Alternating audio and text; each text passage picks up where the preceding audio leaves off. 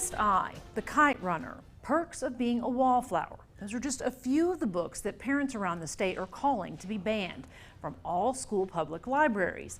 And House Bill 900 has really helped to ignite this conversation. Yeah, it requires vendors to rate books that are sexually explicit, which in turn can impact what titles are sold to public schools. But because the bill has been paused by a federal judge, it can't be enforced just yet. But that didn't stop a lot of people from letting their voice be heard at this week's Lubbock ISD school board meeting. KLBK's Payton Reeves has more. Well, Terry, Matt, a lot of people on both sides of the issue agree sexually explicit books shouldn't be in schools, while the factors on what deems a book inappropriate are often debated. But Lubbock ISD's focus is on the bill itself, with folks from the district saying they think House Bill 900 will make their book buying process a little easier.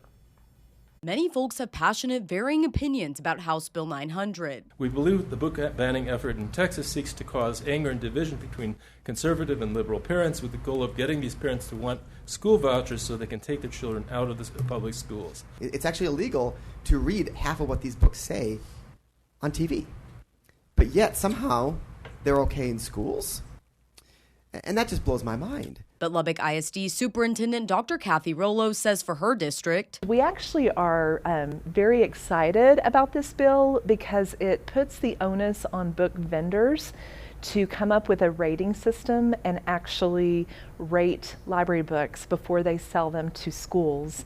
And so it'll give us a better understanding of what we're purchasing when we're building our libraries. The bill targets vendors, not schools, to rate the books based on the sexually explicit content in them. And Dr. Rollo says this system would enhance the process the district already has for reviewing and purchasing books. What we have found is some of the tools they've used in the past are not always as dependable as they used to be as far as age-appropriate content. With House Bill 900, that just provides another layer of protection to make sure that we're not adding books to our library that are not appropriate for the ages that are reading them. While the bill impacts future library books, Dr. Rollo says removing current materials isn't that simple. It's against the law for us to go in and just remove those based on our own beliefs, but we have a board adopted process. Anyone can fill out what's called a reconsideration form, and then there's a review committee that reads the book in its entirety and then makes a decision. We're hoping to get that word out that is available, and it's not a new thing. It's been there as an option for a long time. Although the bill's enforcement is in limbo, the debate in West Texas continues. It shows that the child's having feelings to what he just did. Wow, that was weird and gross and wrong,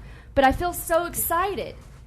And then you flip to the next page, and this is a knife going through a wrist. I'm having a really hard time filling out these forms for books like this. Students need to learn about the world, and we'll have to face all the scary bits whether we read about it or experience it first. Which would you prefer? Now, reports say the state attorney general's office plans to appeal the decision to pause the bill, but Dr. Rollo says she and others are always happy to hear from folks and encourages people to give public comment or reach out for a meeting. And if you want to fill out a reconsideration form, it can be found on Lubbock ISD's website under the About Us section.